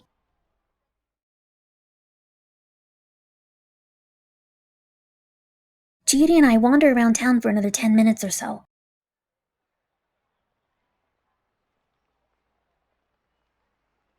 We don't see any sign of the truck, though. Ugh, I sigh. Oh, wow, that's just like blatant, like, product. Like, yeah, that's just the Starbucks sign.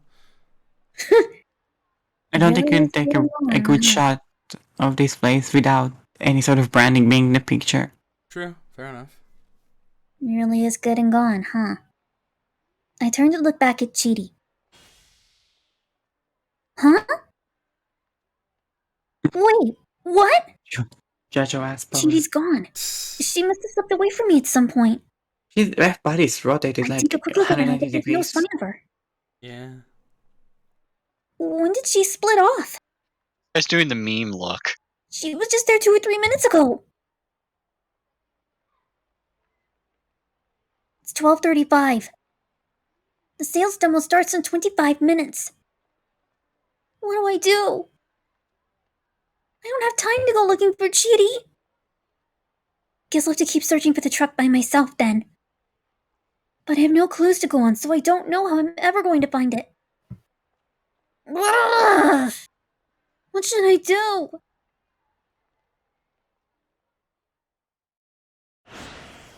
Oh. Okay, so we gotta wait for a flash. Or a switch over.